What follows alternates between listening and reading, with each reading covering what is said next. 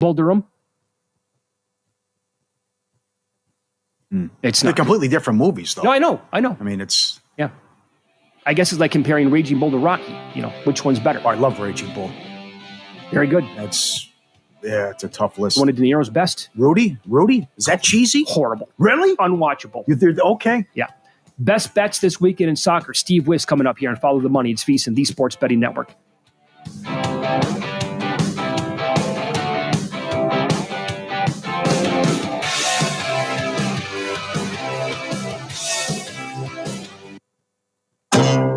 If you're 55 and up, T-Mobile has plans built just for you. 2 lines of unlimited for just $30 a line. That's a 45% savings compared to Verizon and AT&T. But don't just take our word for it. It's not just the savings that are great with our T-Mobile plan. There's all this value from all these other things that T-Mobile offers. T-Mobile has been such a savings for us. We love it. Progressive presents the Sports Flash on Western Reserve Radio. NCAA men's on Wednesday. Ohio State beat USC 87-82. The number 12 Buckeyes women beat number 23 Michigan State 89-78. The Cavaliers return to action at Boston this Friday night. Cleveland's 48-10. Winners in 8 straight and 9 of 10. They're on top of the Eastern Conference by 6.5 over Boston. The Celtics have wins in 8 of 10, but lost last night to the Pistons. Cleveland has the best record in the league, just ahead of 47-11 Oklahoma City in the West. On the ice tonight, the Red Wings are home against the Blue Jackets. Columbus riding a 2-game winning streak. The Red Wings have wins in 2 in a row. The Penguins play host to the Flyers. Pittsburgh's winless in 4. Philadelphia has wins in 3 in a row. The Sabres have a 2-game winning streak. They take on the Carolina Hurricanes tonight, who are winless in their last 2. Bundle auto and home, renters or condo, and save with Progressive. That's the Sports Flash. Chuck Sanders, Western Reserve Radio. If you've been waiting to hear Macy's winter clearance, now's the time. Get everything you've been eyeing all season long at prices that are worth the wait. How good? Think 40 to 70% off coats, sweaters, boots, and more. Plus, come in and get an extra 20% off all your clearance purchases. That's up to 75% off. So if you've been waiting to treat yourself to something cute and cozy, hurry into Macy's now, because you're not the only one ready to score amazing winter deals. Savings off already reduced prices. Exclusions apply. Joe Montana here. In my football days, I knew the importance of a strong defense. Now I'm sharing how you can help defend your health against pneumococcal pneumonia and invasive pneumococcal disease. Are you 50 or older like me? The CDC now recommends vaccination against pneumococcal disease. Even if you're healthy, your age puts you at increased risk and over 6 times greater risk of hospitalization with pneumococcal pneumonia than adults under 50. Schedule your appointment today at vaxassist.com. Sponsored by Pfizer.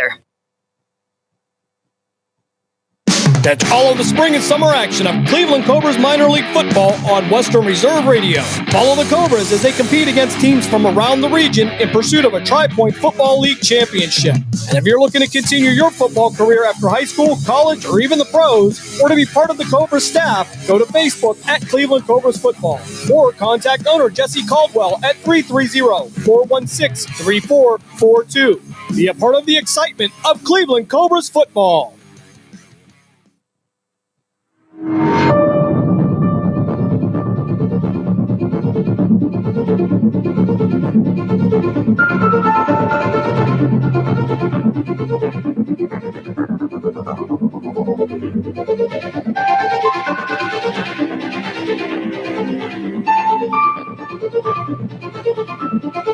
You're listening to WRDB, Western Reserve Digital Broadcasting, Youngstown, Warren, Salem, and around the world. Progressive presents the Sports Flash on Western Reserve Radio. On the ice tonight, the Red Wings are home against the Blue Jackets. Columbus riding a 2-game winning streak. The Red Wings have wins in 2 in a row. The Penguins play host to the Flyers. Pittsburgh's winless in 4. Philadelphia has wins in 3 in a row. The Sabres have a 2-game winning streak. They take on the Carolina Hurricanes tonight, who are winless in their last 2. NCAA men's on Wednesday. Ohio State beat USC 87-82. The number 12 Buckeyes women beat number 23 Michigan State 89-78. The Cavaliers return to action at Boston this Friday night. Cleveland's 48-10. Winners in 8 straight and 9 of 10. They're on top of the Eastern Conference by 6.5 over Boston. The Celtics have wins in 8 of 10, but lost last night to the Pistons. Cleveland has the best record in the league, just ahead of 47-11 Oklahoma City in the West. Bundle auto and home, renters or condo, and save with Progressive. That's the Sports Flash. Chuck Sanders, Western Reserve Radio. Lowe's knows that free is just better. That's why MyLowe's Rewards is free to join. As a member, you earn points towards MyLowe's money on eligible purchases, get exclusive free gifts, and earn free shipping at Silver Key status, all on top of weekly member-only deals. Don't wait. Join MyLowe's Rewards for free today and start saving more. Lowe's, we help, you save. Loyalty program subject to terms and conditions. Details at lowes.com/terms. Subject to change. One of life's greatest mysteries has finally been solved. Who let the dogs out? Spruce, spruce, spruce. It's Spruce, the new hard-working, worry-free weed and grass killer that's safe for use around people and pets. When used as directed, spray the leaves for visible results in just 1 hour and dead weeds in just 1 day. You spray, they play. Weeds die by the next day. Who let the dogs out? Find Spruce wherever weed killers are sold. Spruce.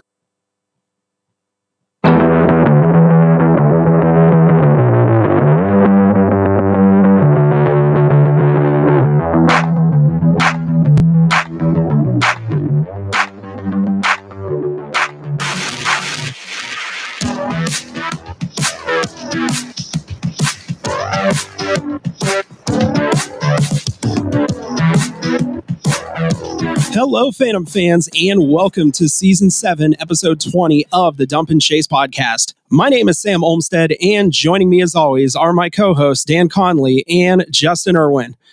Gentlemen, it turned out to be a great weekend at the Covelli Center. I wish I could have been there to enjoy it. Was a little lonely without you. What a weekend for you and I to miss, Sam. I know. Tell me about it. I can't remember exactly why you missed. I mean, I wasn't there because I had the plague. I was serving pasta dinners.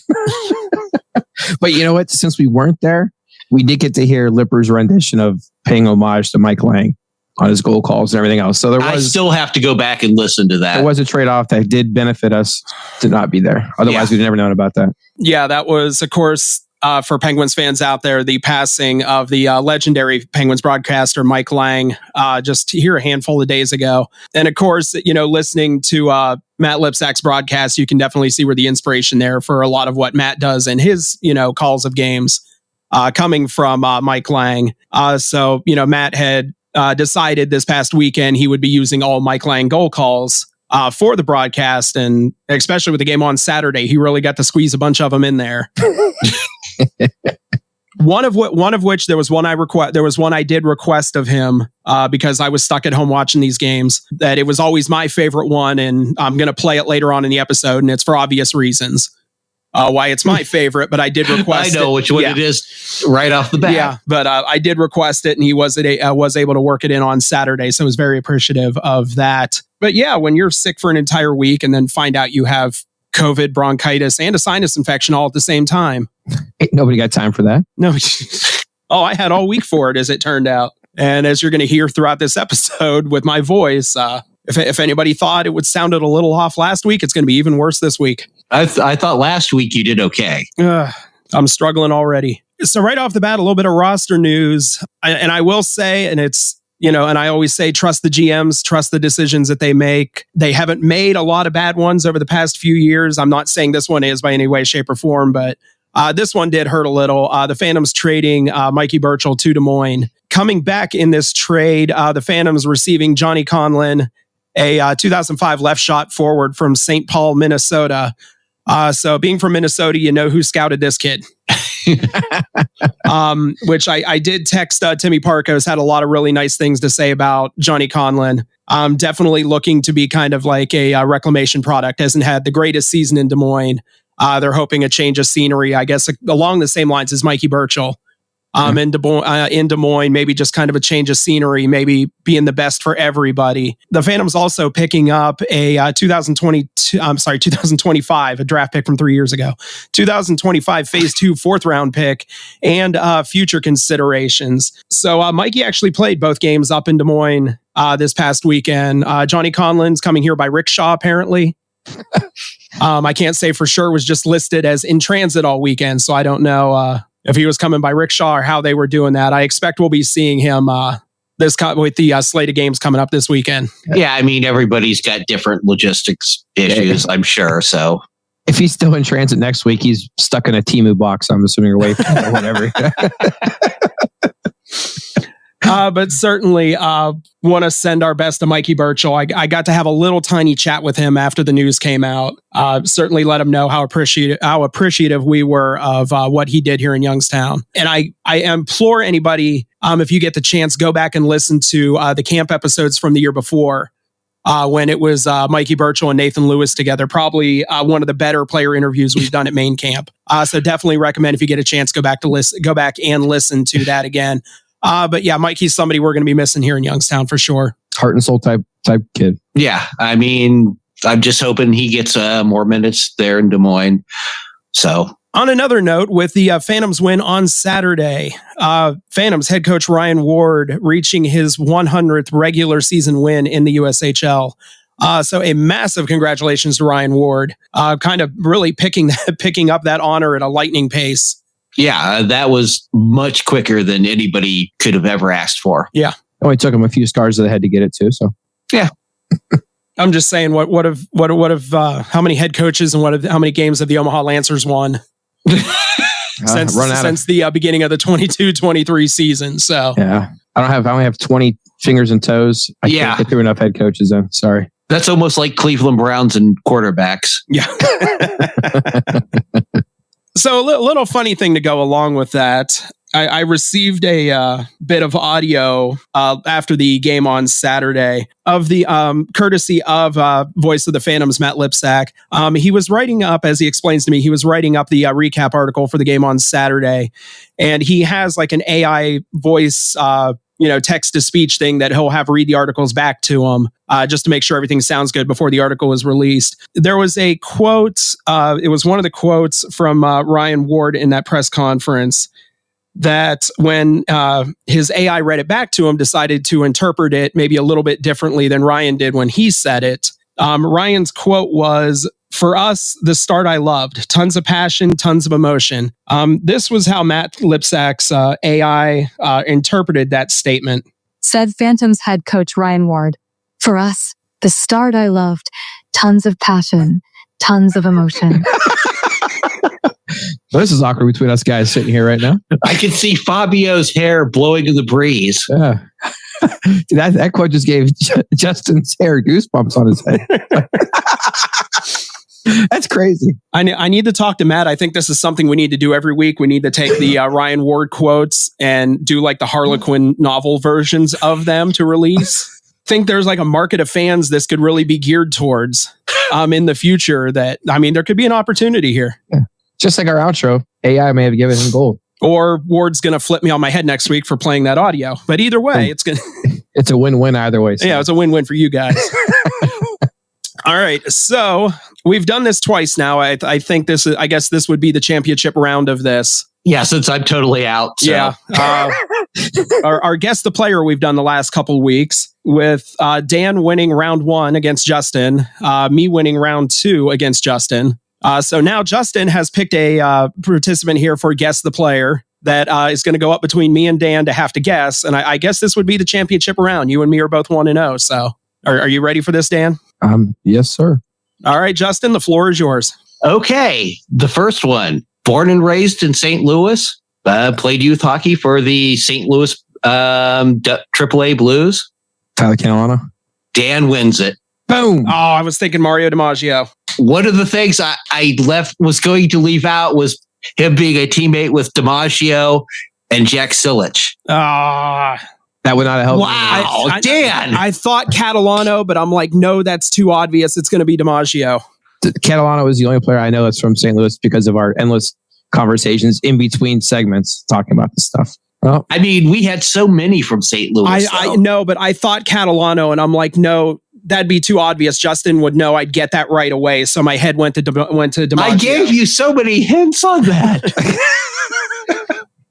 All the tiebreakers. I thought you were trying to swerve me on that one. So I was like, the ultimate tiebreaker was the RV.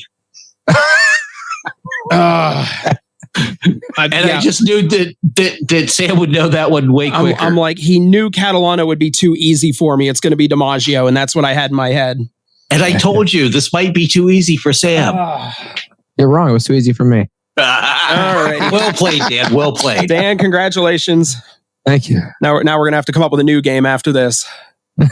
I'll give you an idea you can take. Okay. Well, I did take the last one, so I'm looking forward to your next idea to steal. Rochambeau.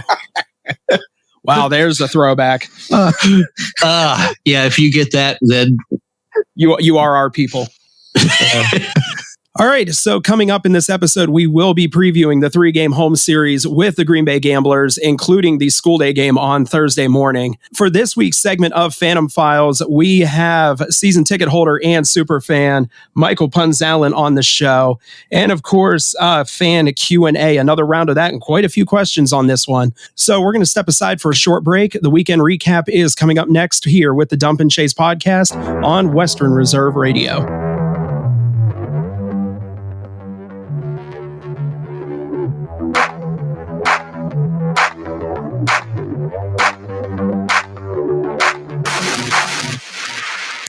In the small town of Elmira, New York, a boy was born into an all-American family. The odds of him achieving his dream in the fashion industry? 1 in 23 million.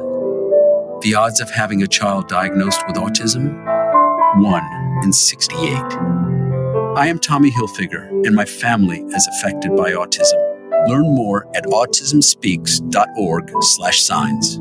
Brought to you by Autism Speaks and the Ad Council. Welcome to Calvin's Barbershop. You all got to see this. I don't even want to know what you're looking at on that phone. Well, you should. I was learning about the dangers of high blood pressure and that we need to get ours checked regularly. High blood pressure can increase the risk of heart attack or stroke, but this text program can help keep it at a healthy range. Just text Barbershop to 97779 to sign up. I'll get right on it as soon as I'm done with this baby panda video. Text Barbershop to 97779. A message from the American Heart Association and the Ad Council. This is Voice of the Phantoms and friend of the show, Matt Lipsack, and you are listening to the Dump and Chase podcast on Western Reserve Radio.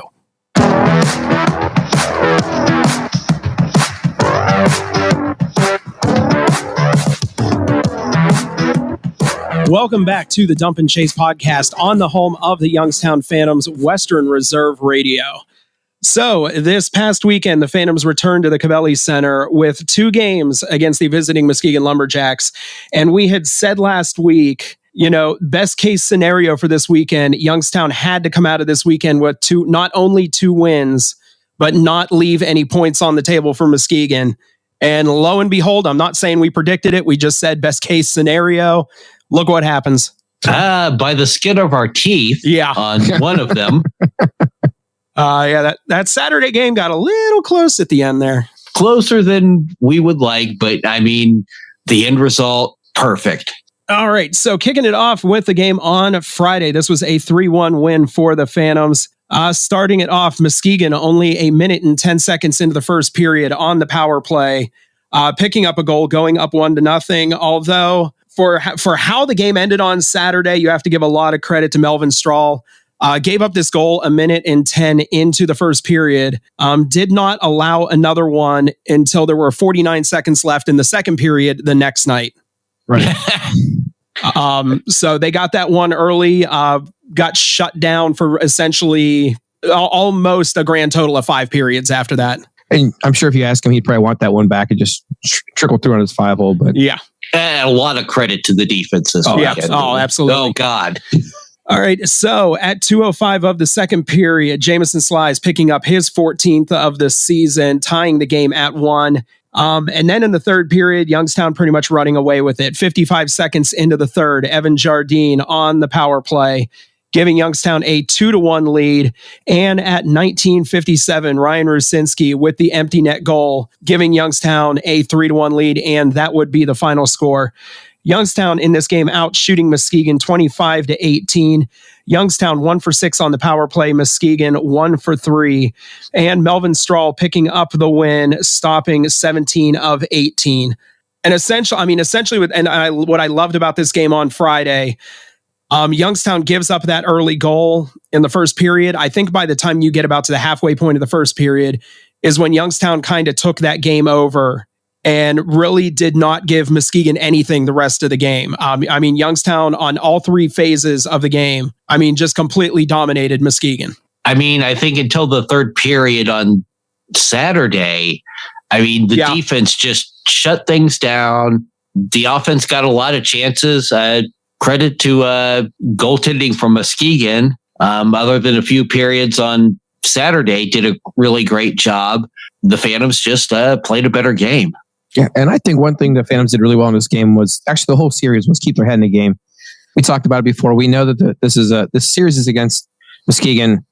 Are physical. Lots of things happen after the whistle all the time, and that second period was crazy. We had a fight 5 minutes left with Messick. I don't think I've ever seen him fight yet. And then that hit that Rabkin laid on Jack Wilson. It was to the head. It was late, and I would say I think if I would have seen a murder on the ice. If they didn't grab Colson wanted a piece of Rabkin. And he wanted him right now. Yeah.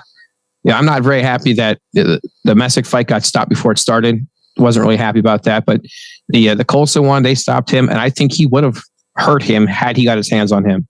So I'm glad that happened. I'm glad they kept their heads. I think they just let the hockey do the talking. And that's something that they didn't let happen a whole lot last year, where they let their plays do the speaking. And I think that's why they won this game and why they had success all weekend.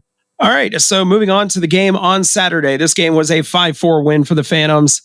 And starting it off here in the first period, all Youngstown at the 9:01 mark, Michael Messick picking up his 12th of the season, followed up by Jack Hextall at 14:43 with his 7th of the season. And at 19:55, Matty Budkowski picking up his 3rd of the season. So helping out his shooting percentage a little there. He started out 2 for 2 on the season. 2 shots, 2 goals. Had a shot there earlier in the first. It kind of screwed that up because it was actually blocked, but then I got the percentage back up again with the goal at the end of the first period. So at the end of the first, Youngstown up 3-0. That's not the only part of the box score that came in threes in that first period. So not something we typically do, but at the 31-second mark of the first period, we had fight number 1, Colson Hanrahan and David Klee. I think the judges scored for Haney on this one. Mm-hmm. That was good, but a little tilt back and forth, but Haney pulled him down. Yep. And at the 5:34 mark, we had Kazimir Sobieski and Matthew Van Blaricom. I think very easily you can give this one to Kaz. Yeah. What went flying off after the helmet went off on Van Blaricom? I think it was a shoulder pad or an elbow pad. Yeah, he shot that right off by throwing. Yeah, they do that to try to get better movement out of their. Yeah, that was a pro move. I think Blaricom lucked out that a lot of those haymakers that Kaz was throwing didn't land. Mm-hmm. There was about 4 in a row there. If any one of those would have landed, that fight would have ended early. And then at the 17-minute mark, we had Landon Resendez and David Deputy. I guess at the end of the day, you give the fight to Deputy on this one, but Landon did have that big jab to start it. Mm-hmm. Kind of shook Deputy a little bit. He was able to get back into it, but Landon did have that big jab right there at the beginning before Deputy finally got his feet back under him again. 3 fights there in the first period, and I'm sure none of that stemmed from the night before. Well, I could say for certain, Hanrahan and Klee, they had the ceremonial face-off. You could see them skating back to their benches, talking, and you can assume that they had discussed this prior to the 30-second mark of the period. You don't think they're asking each other how their day was going? No, I do not. Okay, so in this game, Muskegon had started in goal, Shikabut and Gatsiev. After the Jack Hextall goal, he was pulled in favor of Stephen Peck. Then Stephen Peck giving up the goal to Budkowski there at the end of the first period. Going into the second period at 5:56, just a bad turnover by Stephen Peck. Mm-hmm. Went behind the net to get the puck, went to push it out to a player, did not see Bannock standing there.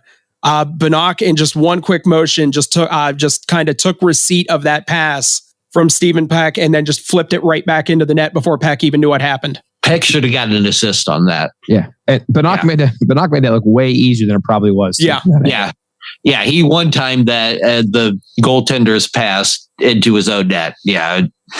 Yeah, and basically at that point, Stephen Peck was pulled and Gatsiev was put back into the game. I'm not sure what was going on. I don't know if that was just pulled him after a couple, if it was an equipment issue or what the deal was. But after he gave up that Bannock goal, he was right back off again. I was speculating they put Peck in to wake the team up. They didn't seem to wake up until after he was pulled, which was too little too late, but still too close for my taste. Yeah. So with the Bannock goal, Youngstown goes up 4-0. And then finally there at 19-11, Muskegon on the power play, finally getting on the board, still being down 4-1. That's how we would go to the third period. At 7:23 of the third period, David Klee from Muskegon on the power play, getting Muskegon back to within 4-2. Skipped there to a very eventful last couple minutes of the third period. Landon Resendez picking up an empty net goal at 18:07, giving Youngstown a 5-2 lead. And I think at that point we felt like, all right, game's over. We don't expect that to be the game-winning goal. No, there's no way. There's no way with a 3-point lead with under 2 minutes left that the fans are going to be expecting holding onto their seat really tight for the last. This is hockey, folks. And, Drew Stewart from Muskegon decided he was going to get involved in this game. Bringing the puck down the right side and just coming in, cutting across the crease, maybe catching Strahl just a little bit out of position there, able to tuck it in around him, getting Muskegon back to within 5-3. And then 34 seconds later, I am losing my voice. 34 seconds later, Drew Stewart again picking up another goal, getting Muskegon back to within 5-4. So with 10 seconds left, the puck was dropped. Muskegon had already pulled their goaltender. And basically the plan was to win the faceoff, push the puck forward, and all six guys just bull rush the offensive zone. Almost worked. It almost did work. They were able to sweep the puck off to the corner. Thankfully, Connor DeHaro was there to pin the puck to the boards. Was able to hold it there for the remaining about 5-6 seconds there. And Youngstown thankfully walks out of this one with a 5-4 win. All right, Youngstown in this game out shooting Muskegon 32-16. Youngstown 0 for 5 on the power play. Muskegon was 2 for 3. And Melvin Strahl stopping 12 of 16 in this game. He picks up his 23rd win of the season. So yeah, it's Youngstown cruising for most of this game. Kind of took their foot off the gas a little bit towards the end after the empty net goal. And yeah, like you said, you're not expecting that an empty net goal that puts you up by 3 with less than 2 minutes remaining would end up being the game-winning goal, but here we are. And one thing I just was picturing in my head is on that face-off with 7 seconds left, the noises that had to be coming from the Phantoms bench, like their coaches, like the no, or whatever that was going on. Just the desperation of that. Well, I know what was coming for 222, and it was pretty similar. And talk about this game. I think the Phantoms, the Muskegon had the Phantoms number last year in the beginning of this year. I think they kind of wore the Phantoms out when they had our number. They were kind of out and physicaling them. They were, kind of wearing them down. And I think that recipe right there is exactly why the Phantoms have had success over the Muskegon over the past several games. When their defense is clicking, they deny that middle of the ice. I've said that many times, but they do such a good job of just denying, grade A scoring chances. They make them work for it. And then the one final point I'll bring up as far as this game, of course, we talked about earlier with the passing of Phantoms legendary broadcaster Mike Lang, and Matt Lipsack paying tribute to him by using some of his goal calls in this game. And I had talked about making a request for one if it was possible to work in, and Matt was able to work it in. And that was on the Jack Hextall goal, the Youngstown's second goal in the first period of this game. And that's what this call sounded like. Front, but nice back checking there by Youngstown as Hextall's into the zone, and we're back to even strength. Hextall to the circle. Hey! Shoots and scores. Buy Sam a drink and get his dog one too. Jack Hextall, his 7th goal of the season. So like I said, for obvious reasons, that was always my favorite Mike Lang goal call growing up. So big thanks to Matt for working that in for me. I really appreciate that. All right, with that, it is now time for the Dump and Chase podcast 3 stars of the week. And kicking it off is the 3rd star, somebody we talked about last week and possibly inspired others to talk about him as well. That is Michael Messick, a goal and an assist this week. And our 2nd star of the week, he had 3 points on the weekend. That'd be Jamison Slies. He had 1 goal and 2 assists. And 1st star of the week, Adam Bannock, 1 goal, 3 assists. Alrighty, so that will do it for 3 stars and the weekend recap. So coming up next is the latest segment of Phantom Files with season ticket holder Michael Punzalin. So keep it here with the Dump and Chase podcast on Western Reserve Radio.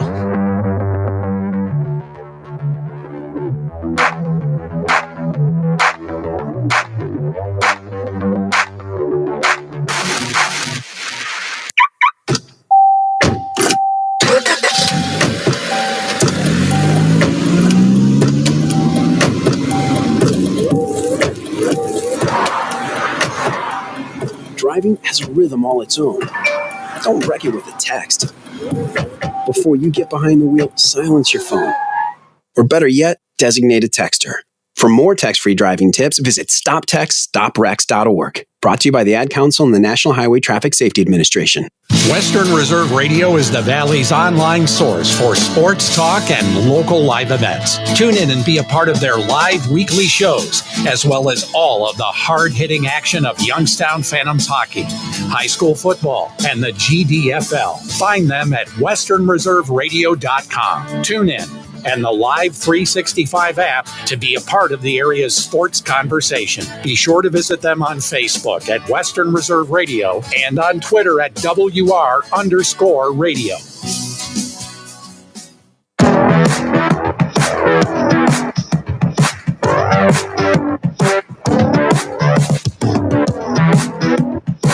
We're back with the Dump and Chase podcast on the home of Phantoms hockey at Western Reserve Radio. So for this week's edition of Phantom Files, we put the question out to all of you who you wanted to hear from in future episodes. A common theme was another fan interview like we did with the great John Tomko in the very first edition of Phantom Files way back when. So we kept an eye out for who we thought would make for a great guest, and we got him. So coming to you from Boardman, Ohio, we first knew him as the TV guy. Now he gets to be the podcast guy. Ladies and gentlemen, Phantoms superfan, Michael Punzalin. Michael, welcome to the show. Thank you for having me. Great to be here. So right off the bat, I mentioned as the TV guy, this was the first time I had ever seen or heard you. If you remember back the Phantoms Cup rally, you got to be a starring guest in a news story on WKBN. And just for the sake of propriety here, I happen to have the audio from that, so I'm going to play that right now. I'm enjoying it very much so. Hurried up and got done with work just so I could be here tonight. Friday night was unbelievable. The sellout crowd, the energy, it was an incredible experience. I've talked with my wife, and after the championship run, we've thought about becoming season ticket holders, and hopefully more people, it'll draw in more people to see them play, and something good for the city.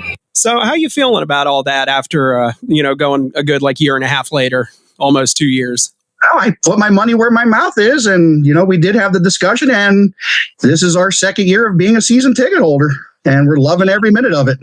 So has hockey been something in general you've always followed, or? Probably. The first time I went to a Pens game was a family friend took us, I think it was around 88, 89. And it kind of has grown steadily ever since. I played a few years of roller hockey out at Skate Zone in Austintown, but it's for like I said, since 88, 89, I've been a big fan. Being at the Pens, you have your good, your bad, and prices down there aren't like they used to be. And I love seeing hockey, up close in person. Having a hometown team was a good choice for us, and we've taken and run with it, and we're loving it. So how did you go about becoming a Phantoms fan? What's the origin story here? Well, I mean, I guess I've gone here and there between Steelhounds and the Phantoms, and it was the Cup year that we really started going more often. We were there for all the playoffs and being there for the championship game, and it grew from there, and we just love it. Trying to paint a picture so people who know who you are, who are listening, and so right now, you and some friends, you might be wearing some colorful, crazy hair from time to time, and with that being said, you might even put a wig on from time to time. What made you start? Because I don't have that much hair on my head as it is, so yeah. So what made you start doing that?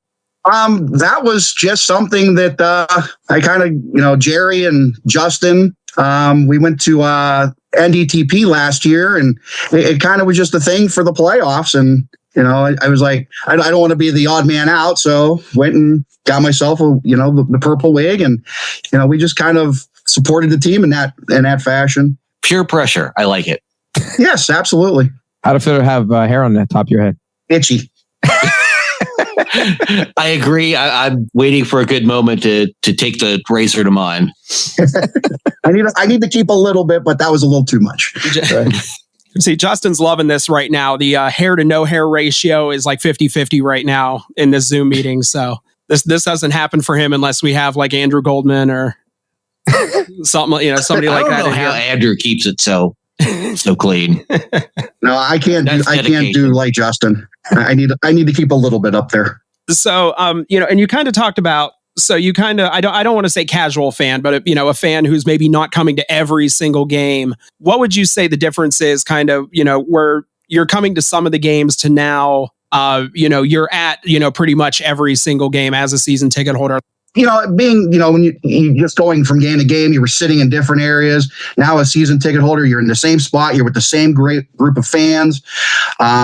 Just the progression of watching the crowds getting larger and larger as, we've gone on, and, the support behind the team. And it's been just one of them, a nice change of pace. Going once in a while, it was nice, but I wanted more. And to be able to be a season ticket holder and to go to every game in the regular season and every game in the playoffs, and just watching everybody behind the team, and just, we just love it. It's a good thing. In seasons past, we had like a big bass drum up on the top that we do let's go Phantoms, and but now you're the guy who carries the snare drum and does that on beat as I'll say that as well. How many strings did you have to pull to be the bearer of the drum? Actually, that was something that Kelsey and I were messaging about, because she said the boss sent her a message, and there was a couple of nights where it just didn't have a really large crowd. It was kind of quiet in there, and they wanted something to kind of pump up the crowd. And she said she was going to buy a drum. I said, look, you buy a drum, we'll put it to good use. And, we kind of just took it and ran with it. The people sitting in front of you, how'd they look at you when you brought that and sat down with it? I try to be considerate of the fans around me. So if there's somebody in front of me, and I'll move around and, try to get some space between, because, yes, it is very loud, and I don't want to hurt people's ears too much. Well, I can remember seeing you bring it in and unbox it. Yes. I was very surprised when she brought it in. I'm like, oh boy, this is going to be one of them things that people are looking at you like, what is he carrying around? Why has he got it? And it's been different. Well, I was going to say, when I saw them unboxing a drum, I'm like, oh, here we go. But you carry it perfectly. If I'm going to have my choice between a snare drum, a cowbell, or those, what are those horns, those vuvuzelas or whatever, I will take the snare drum every day of the week. We have our own little concert going on in our section, because we have one person that brings his horn, my wife and one other person, they have the cowbells. I've got the drums. So, we've got our own little band going up there. He's got the sliding horn too. That thing sounds pretty sweet. Yes. All right. Really good. So I just insulted like 3/4 of your quartet right there. All right. Yeah. Well, to be honest, apparently you're lucky. You're not in one of those sections where you're going to have like that grumpy season ticket holder that gets people kicked out of the arena because they annoy them, right, Dan? They asked for that, Sam. How many people have you gotten kicked out of your section now? One, but that was a package deal, so 3. Oh, there you go. I know there's some people in my section that give me dirty looks because I've got it and whatnot. But like I said, I try to be considerate. If if there's people close to me, I'll move where there's a little bit more open area. All right. So watching the team this year, all the guys out on the ice, who's your guy this year? Oh boy, I got to go with the hometown kid, Cal. Okay. Boardman product. I was almost thinking you might have said Mikey there. Anybody with the name of Mike has got a good star, that gold star by their name. But no, I've got to go with the hometown kid, Cal. Any of the trades that you're like, oh man, I miss him? Susie. Oh yeah. And only because we got his jersey at the auction at the end of last year. So my daughter wears it. And it was actually kind of funny it seemed like every time she would wear it, something would happen to him, if it was getting injured or, something of that nature. So as soon as it would happen, she would take it off immediately. Well, after the trade, I told her, I said, you can wear it now without any fear of that happening. So now, besides the Clark Cup Finals game, does any game kind of stand out in memory of your favorite time or something crazy happening? I want to say there's probably two of them. Obviously, the first one is the championship game. I mean, a sellout crowd, as loud as it was. I mean, to see the team win it on home ice, skate the cup around. As a Pens fan back in 16 and 17, we were down at PPG Paints with the watch party, and seeing them win it down there, but not being at home, it was nice, but it's not the same as seeing it live in person, watching them do that. And if it's not that one, it's definitely, like we talked about earlier, last year's school game. Watching Spicer getting chirped, and then going the full on Bart for the locker room at the end of the game after giving up a 10 spot. Straight gasser to the door. Yes. See that, and that's a crazy. And I've thought about that before, because the Penguins have won 5 Stanley Cups. They've never clinched on home ice. All 5 were on the road. So I mean, the Phantoms winning it at home, and not only seeing them win it at home, but be in the crowd. Yeah. As a Penguins fan, and I can speak for everyone in this room because we're all Penguins fans. I think for us, it just kind of added that little extra layer to it. What was it? The 2016, we were down there for the parade, but it's not the same. Yeah. And having seen Fargo win it on our ice, and then we get to see them cry. A little redemption. 17 games left in the season. Good chunk of them are at home. We're going through this 8-game homestand right now. Just from what you've watched so far this season, I mean, how are you thinking the Phantoms do these last 17 or so games? We've got a pretty good shot here. I mean, we're not that far out, points wise. We got 6 home games coming up. I think we could probably pull maybe 5 wins out of that. I see us hopefully getting that second seed and get that first round bye. But one of the things we got to do is no more shootouts. Amen. And that's why we're tied with Muskegon right now, because of, well, actually tied with them, actually, but they're behind them. We're tied with them, but they're a spot ahead of us because of that damn row number, because of those shootouts. So yes. All right. So Michael, before we let you out of here, do you want to give a shout out to your family or anybody you're taking to the games with you? Might want to hear their name out loud. I'll say hi to my wife, Kylie, my daughters, Mila, Michaela. I definitely, I would probably be chastised if I don't mention our the Phantoms family in sections 203 and 204, that, we're all one big happy group. Any fans that, are listening, I say, if you have an opportunity to come see the Phantoms, please do it. We're coming down the home stretch. The team could use all the support that they can get. It's not that expensive. It's a nice night out on the cheap. That's about it.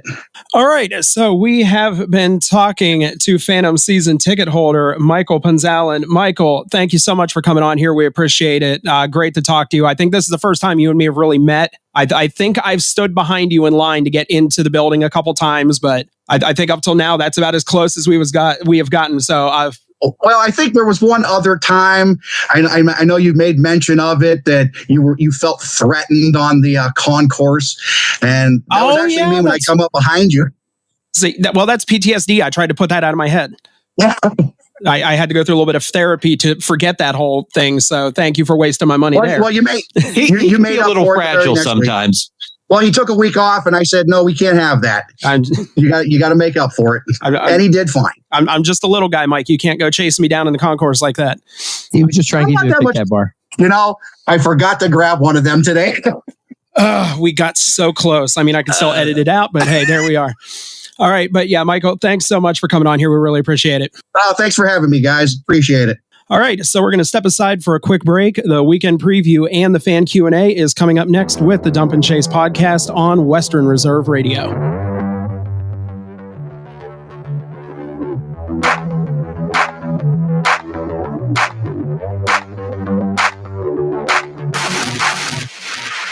This is Voice of the Phantoms and friend of the show, Matt Lipsack, and you're listening to the Dump and Chase podcast on Western Reserve Radio. WWE superstar Alberto Del Rio, take one. Behold the angry giant. Try it again, Alberto. Behold the angry giant. Perfect. Good luck tonight. Behold the angry giant. Yay! Read me another one, Dad. This is WWE superstar Alberto Del Rio. It only takes a moment to make a moment. Take time to be a dad today. Visit fatherhood.gov, brought to you by the U.S. Department of Health and Human Services and the Ad Council. During the fall and winter, grilling season never ends, and Gessler Propane is your local supplier that makes sure you get your hard-earned money's worth. Why go to gas exchanges to pay higher prices for tanks not filled to capacity? Gessler Propane makes sure you're prepared for year-round grilling with 100% filled tanks at a reasonable cost. See Bob Monday through Friday, 10 to 4, and Saturday, 9 to 3 at Gessler Propane, 702 Youngstown Poland Road, Struthers, or call 330-755-9119. Gessler Propane. They got gas. This is Voice of the Phantoms and friend of the show, Matt Lipsack, and you're listening to the Dump and Chase podcast on Western Reserve Radio.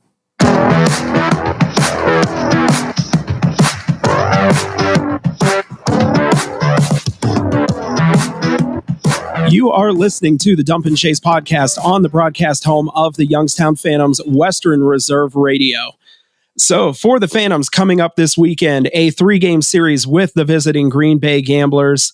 These 3 games will be the last regular season meetings between Youngstown and Green Bay. So far, in 3 games already played, Youngstown holds a 2-1 advantage over Green Bay. These teams last met on December 12th through the 14th. Green Bay winning the first game of that weekend series 5-2. Youngstown winning the next 2 games by scores of 8-3 and 5-2. So Green Bay, well, actually this past weekend, only 1 game that was played on Sunday. This game was a 6-3 win over Chicago. So Green Bay coming into this series with a record of 24-21-2. That gives them 50 points and currently sitting in 5th place in the Eastern Conference. Green Bay is averaging 3.4 goals per game, giving up 3.64 a game. On the power play, 29.7. This is the number 1 power play unit in the United States Hockey League. I'm not happy about that. The penalty kill, much more down to earth. Their penalty kill is 74.6%. That is 11th in the league. So by comparison, Youngstown coming in with a record of 29-15-1, giving them 59 points and 4th in the Eastern Conference. Now, technically, points-wise, they are tied with Muskegon. But again, the row number that we keep talking about, here is where it comes into play. Even though we are tied with Muskegon, we actually trail Muskegon in the row number by 2. So by virtue, giving them 3rd place. But currently, we do have a game in hand with Muskegon.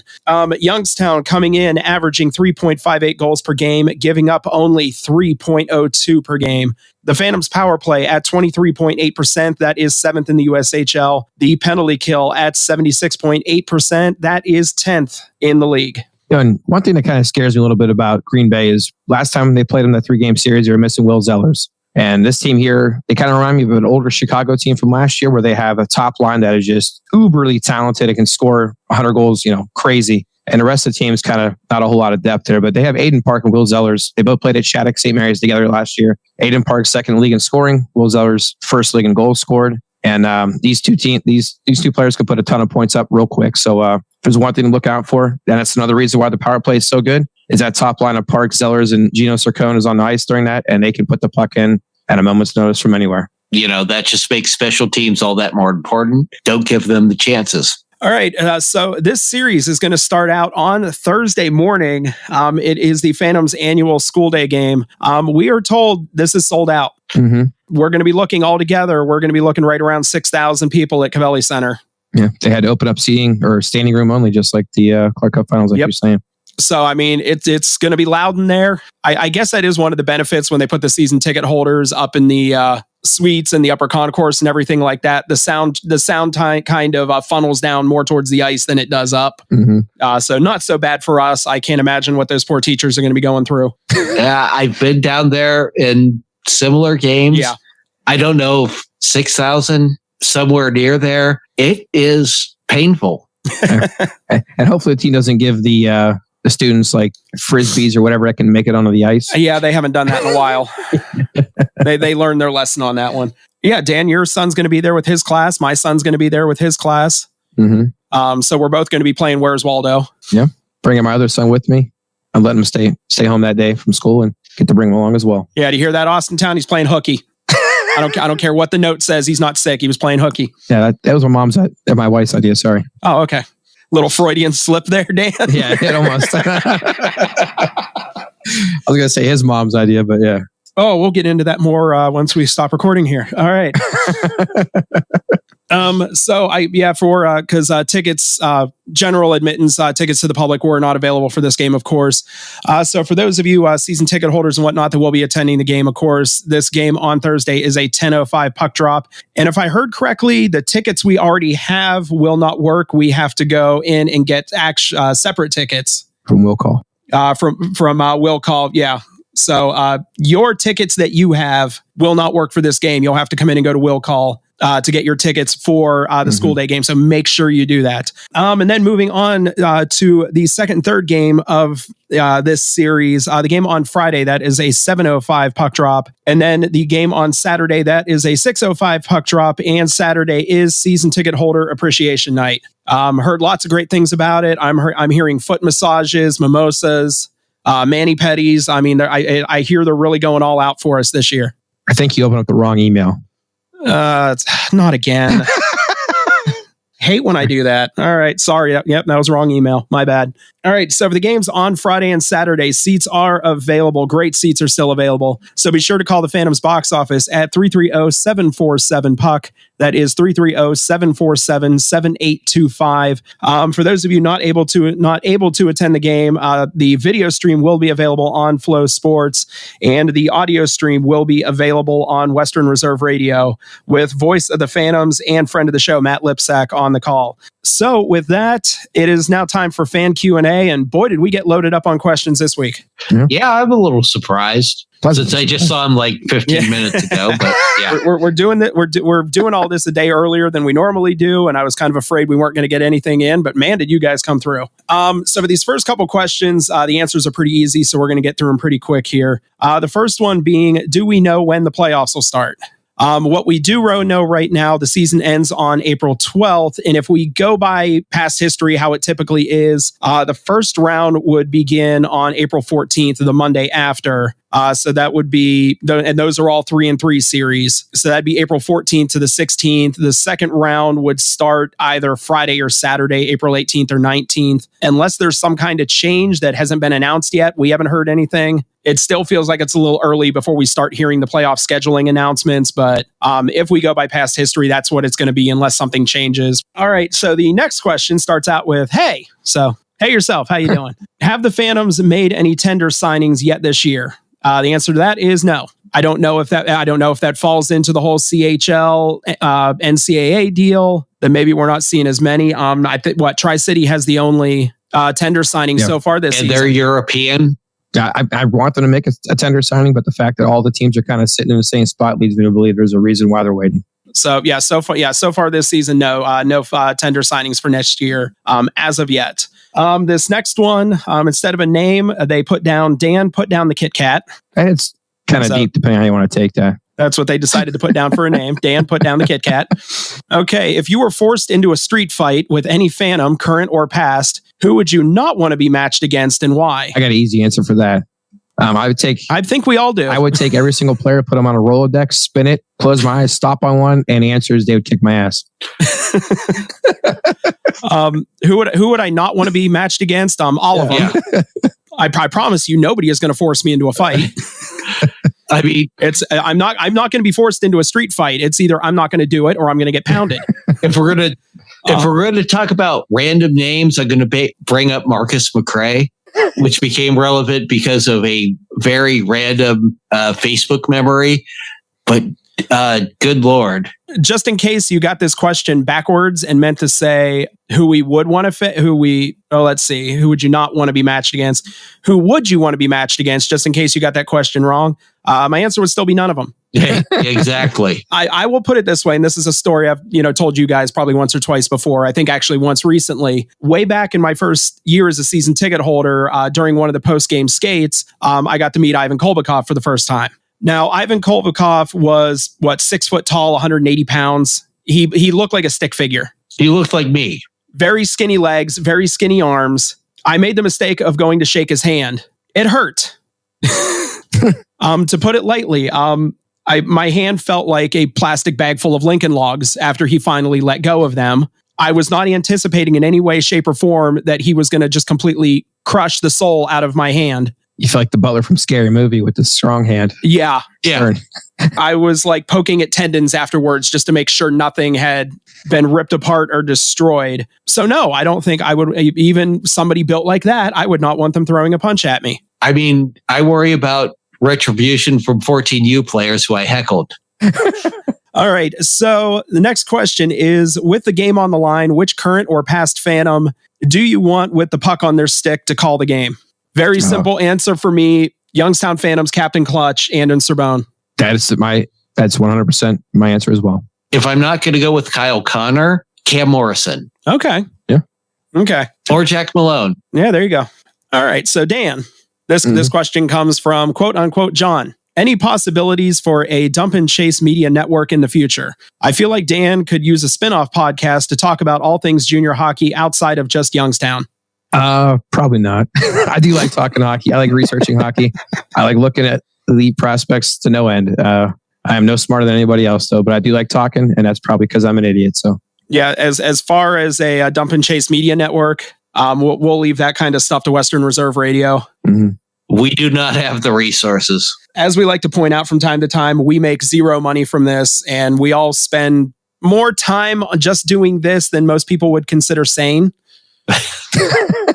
So adding a whole nother project. And I mean, there have, and we've talked about before, there have been discussions of other projects in the past that never came to be. And a lot of it came down to was having time to do it. Mm-hmm. We all work other jobs. This is, like I said, we do this for free, and we already spend a lot of time on doing this. In the short term, I don't see anything like that. But if Dan wants to springboard off his fame from doing this show into doing something else, then that's his call. If you're wanting to know, really, I do make lists like Sam could tell you. I made like a 50-person list for the 08s for the phase 1 draft last year. I have a list of like 25 09s that I'm looking at, which means nothing to anything other than I just make a list of people I think are going to be good and be drafted. But it does not mean that it holds any weight whatsoever. Not to mention the fact, if nobody ever pays attention to the commercials, you are on another podcast. Yeah. There'll be a video up. We recorded a video episode last. I'll tell you what, I'll even let you give them a free plug here. I do Steel Valley Soccer. We cover all things Ohio soccer in the area, boys and girls. Do a podcast over it and we call games. Alrighty. You want to do the last one? Let me see. What was the last one? Yeah. New guy. Oh, yeah. I forgot to add that to my list. My apologies. All right. The question is, what do you know about Johnny Conlon? Do you feel he is an upgrade from Birchie? You don't want to bury somebody before they even start. Yeah. That's a tall mountain to try to say he's an upgrade of. Is he a downgrade? I'd like to say no as well. I don't want to say anybody coming in is going to be better than that man that we like. We don't know at this point. Yeah. What I'd like to say is, this is a developmental league. Mm-hmm. Sometimes it's not about upgrades. It's about what's best for, individual players. Yeah. Mm-hmm. And maybe the type of game he's bringing is more conducive to what the team needs than what Birchie had. Could have a few players. Maybe Birchie gets better ice time than he's going to get going down the stretch for the Phantoms. Mm-hmm. Wish him all the luck. Yeah. But no, yeah, like you said, he hasn't even played a game in Youngstown yet. It's way too soon to start kind of parsing out those kind of opinions. Yeah. Hopefully. Yeah. Hopefully. Hopefully, but again, at the same time, like you said, he may bring something different to the team than Mikey did. Mm-hmm. Like let's let him get some games under his belt and see what happens. That is going to about do it. That is about all we have for this episode. We're going to take one more break, and on the other side, we'll top off this show and look ahead to a quick turnaround before the 3-game Madison series. So keep it here one more time with the Dump and Chase podcast on Western Reserve Radio.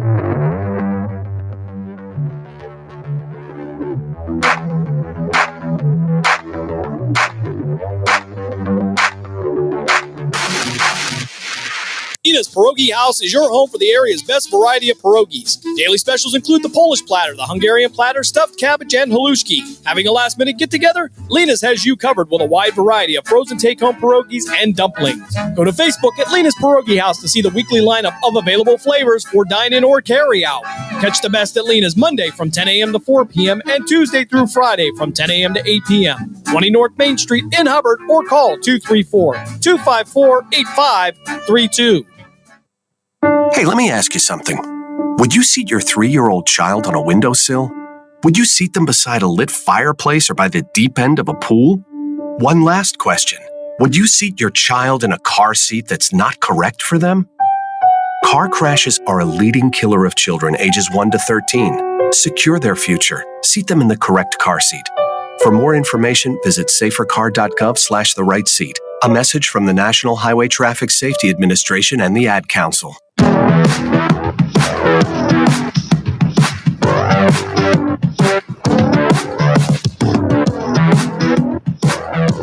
We're back, and that will do it for this edition of the Dump and Chase podcast. A big thanks to Michael Punzalin for coming on the show and doing something that he's not used to doing, but was a great sport about the whole thing, so we definitely appreciate that. And a big thanks to all of you chasers out there. I mean, do we finally just give up and start giving the listeners a nickname? Chasers? I mean, there's only 2 options here. I don't think they'd want to be called dumpers. You're probably right. We might want to call them that, but I like Chaser. That's a hockey type of name, right? All right, I'll tell you what. Mike is still in the meeting with us. Mike, come off of mute here. We're gonna bring you back in. Since we have a regular listener here, we'll ask your opinion. Would you rather be referred to as a chaser or a dumper? I think I would go with chaser. Okay. Mike, you should have said bleep off right there. I told you that. All right, go back on mute. No. All right, so coming up on next week's show, we will be recapping these 3 games with Green Bay. Of course, one of them being the school day game, so we might have to turn our headphones up a little higher than normal. And we'll be previewing a very quick turnaround with a 3-game series coming up with Madison that starts on Wednesday, I believe. Yeah. That starts on Wednesday that next week. So very quick turnaround on that one. God, it's like early playoff episode scheduling. They're going to be a very fast turnaround on that one. So you can catch this show every Thursday at 5 p.m. on Western Reserve Radio, although I'm not sure what's going to happen this week. I don't know if we might go back to Wednesday for a week or if it's going to be first thing Thursday morning. I'm not entirely sure what we're going to do yet. I'll have to talk to Dave Ferris at Western Reserve about that. But normally you can hear the show on Thursdays at 5 p.m. on Western Reserve Radio. You can also catch this show in its podcast format on Apple, Spotify, or wherever you listen to your favorite podcasts. Be sure to check us out on social media, on Facebook and Instagram. And of course, the official merch site of the show, that is dcpodshop.com. So to my co-hosts, Dan Conley and Justin Irwin, before we get out of here, any final thoughts? Final thoughts. Cannot wait for the school day game. I hope the players put on a show for all the fans in attendance that day. If you're showing up, bring earplugs. All right. So as always, hockey is a sport played on ice with sticks and a puck, and our podcast is a thing you just listen to. See ya. Well, let's talk about a spinoff show for me. It's got me thinking about a potential name. Pucking around with Dan. I wish everyone could see the face Justin just gave me. Everybody look in a mirror right now because the face you're making is probably the same one Justin just made.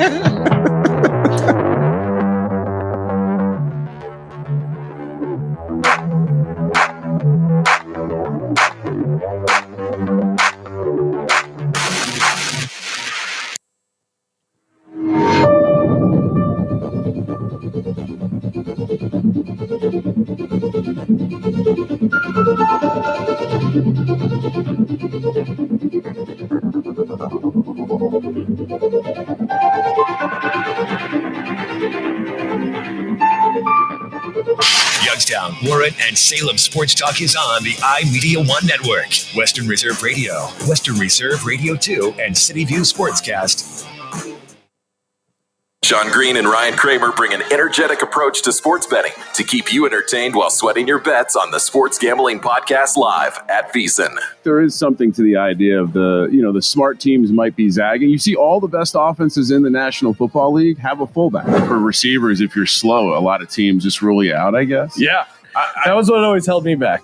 Join Sean and Ryan every Friday night at 11 p.m. Eastern on the Sports Gambling Podcast Live at VEASAN, right here on the Sports Betting Network.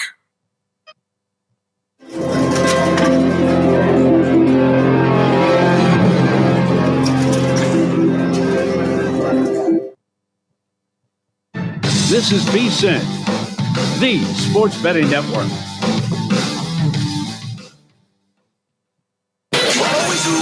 Follow the money. That's what I always say. You always follow the money. Yeah. This is Follow the Money with Mitch Moss and Paulie Howard on VEASAN.